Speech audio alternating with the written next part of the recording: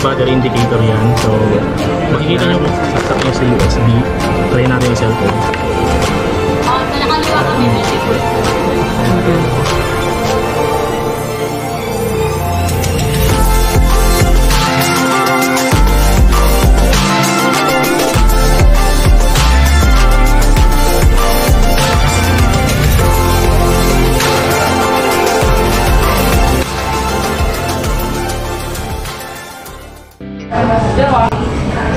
Okay, so good day guys, welcome to my YouTube channel. And so meron tayong ulit i-check na item. So ano siya? Solar na power bank. Ayan, so 500 watts na po yan. Ito yung kanyang code. Set na po yan, kasama yung panel niya. Ayan, so i-check natin yung kanyang unit. Ayan, so open lang natin yung kanyang unit guys para makita natin.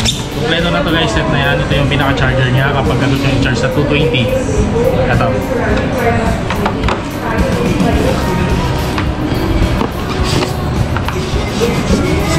Ayan, so pang emergency to guys, kung sakaling magkaroon ng brownout, so pwede yung gamitin to dahil 500 watts na to.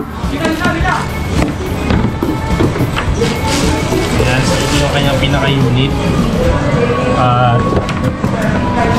Ito rin po yung kanyang manual. So sa manual niya, nandito naman na lahat. Ayan, so basahin nyo na lang.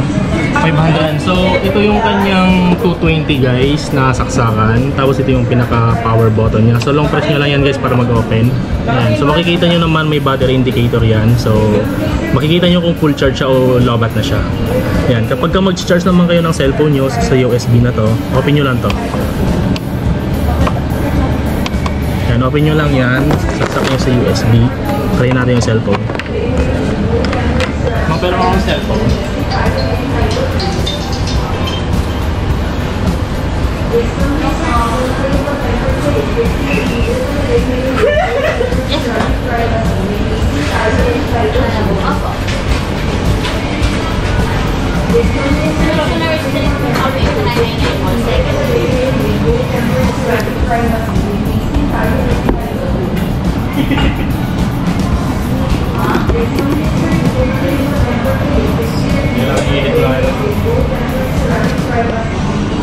sa nakaliwa kami, building ulit. Kasi building 1 yung kanan. Building 1, pre!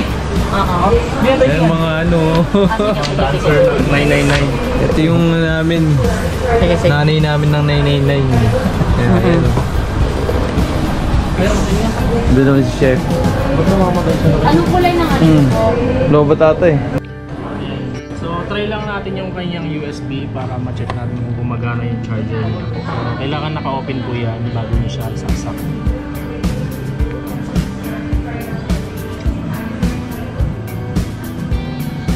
Ayan, so charging na po yan. Ayan po.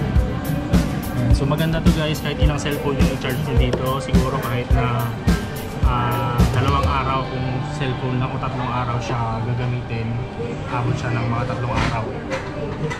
Tapos kapag ka-ilaw, so depende po sa wattage ng ilaw, kung mataas yung watts niya, mas mabilis siyang malobat. Pero kung sakaling mababa lang naman yung watts, so tatagal siya ng kahit mga 1 week kung ilaw lang. Sa electric fan naman, pwede yung electric fan dito na 220. So try natin yung electric fan na yan. Ayan. Okay. So try natin saksak yung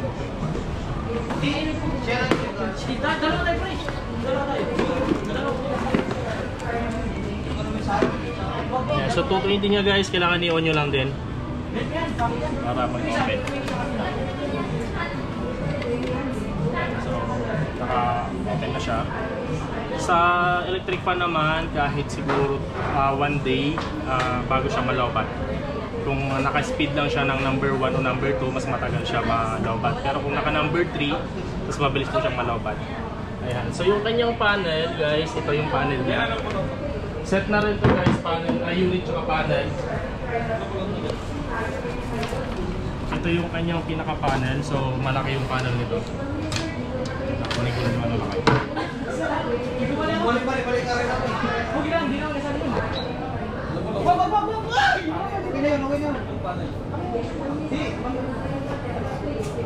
So So, ganito kalaki yung sukat ng panel niya. 25 by 25.